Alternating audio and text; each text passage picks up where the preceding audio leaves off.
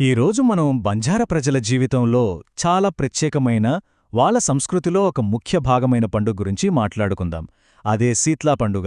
వాళ్ళ నమ్మకానికి, ఐక్యతకు ప్రతీకగా నిలిచే ఈ వేడుకలో ఉన్న ప్రత్యేకతలేంటో ఇప్పుడు చూద్దాం. అయితే ఈ పండుగకి అంత ప్రాముఖ్యత ఎందుకు? దానికి సమాధానం కావాలంటే ముందుగా ఒక చిన్న ప్రశ్న. గిరిజనులైన బంజారాలు తమ సంవత్సరంలో అన్నిటికంటే ముందుగా అత్యంత పవిత్రంగా జరుపుకునే పండుగ ఏది? ఆ ప్రశ్నకు సమాధానమే ఈ శీట్ల పండుగ. అవును, లంబాడీ లేదా బంజారా ప్రజలు దీన్నే తమ మొదటి అత్యంత పవిత్రమైన పండుగగా భావిస్తారు. ఈ వేడుక మొత్తం శీత్ల భవానీ దేవతకు అంకితం చేయబడిందన్నమాట. సరే, ఇప్పుడు ఈ పండుగ ప్రాముఖ్యత ఏంటో ఇంకాస్త లోతుగా తెలుసుకుందాం. అసలు లంబాడీలకు ఇదే ఎందుకు మొదటి పండుగగా నిలిచిందో చూద్దాం. లంబాడేలు అంటే బంజారాలు ఒక గిరిజన తెగకు చెందిన వాళ్లు కదా. వాళ్ల క్యాలెండర్లో మిగతా ఏ పండుగ కన్నా ముందే చాలా భక్తి శ్రద్ధలతో జరుపుకునేది ఈ శీత్ల పండుగే. ఇది కేవలం ఒక వేడుక కాదు, వాళ్ల సంవత్సరానికి ఒక పవిత్రమైన ఆరంభం లాంటిది.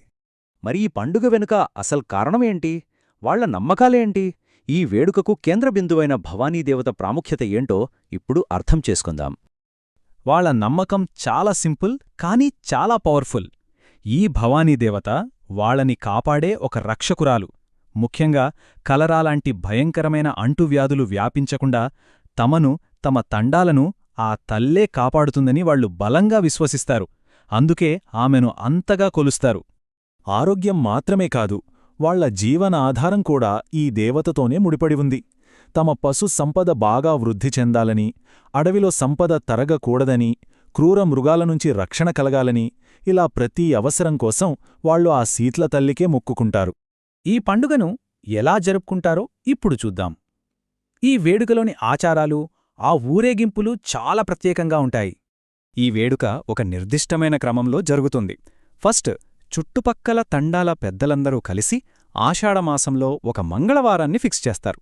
ఆ రోజు తండా సరిహద్దులో అంటే పులిమేర దగ్గర శీత్ల భవానీ అమ్మవారిని ప్రతిష్ఠిస్తారు. ఆ తర్వాత డప్పుల మోత, నృత్యాల హోరుతో తండా ప్రజలంతా కలిసి అమ్మవారి దగ్గరికి ఊరేగింపుగా వెళ్తారు. అక్కడ వాళ్లలోనే ఒక పెద్దాయన పూజారిగా మారి ప్రత్యేక పూజలు చేస్తారన్నమాట.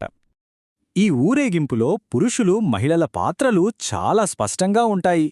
మగవాళ్లు డప్పులు వాయిస్తూ బలి ఇవ్వడానికి మేకలు, కోళ్లను తీసుకువస్తే, మహిళలేమో పవిత్రమైన బోనాలను తలమీద ఎత్తుకుని సాంప్రదాయ నృత్యాలు చేస్తూ అమ్మవారి దగ్గరకు వెళ్తారు. ఇలా అందరూ కలిసికట్టుగా ఈ వేడుకను జరుపుకుంటారు. ఇప్పుడు ఈ వేడుకలో మరో ముఖ్యమైన ఘట్టం అంటే మొక్కులు, నైవేద్యాల గురించి తెలుసుకుందాం. అమ్మవారికి గుగ్గిళ్ళు, లాప్సీ పాయసం లాంటి ప్రత్యేక నైవేద్యాలను సమర్పిస్తారు. వీటితో పాటు వాళ్లు మొక్కుకున్న మొక్కులు తీర్చుకోవడానికి కోళ్లను, మేకలను బలి ఇవ్వటం కూడా ఈ ఆచారంలో ఒక ముఖ్యమైన భాగం. ఇక్కడొక ఇంట్రెస్టింగ్ విషయమేంటంటే ఈ పూజలు చేయడానికి బయట నుండి ఏ పూజారిని పిలవరు. ఆ తండాకు చెందిన ఒక బంజారా పెద్దమనిషినే పూజారిగా ఎన్నుకుంటారు. ఆయన చేతుల మీదుగానే అన్ని పూజా కార్యక్రమాలు జరగడం వాళ్ళ ఆచారం. ఇది వాళ్ళ సంస్కృతి యొక్క స్వయంప్రతిపత్తిని చూపిస్తుంది.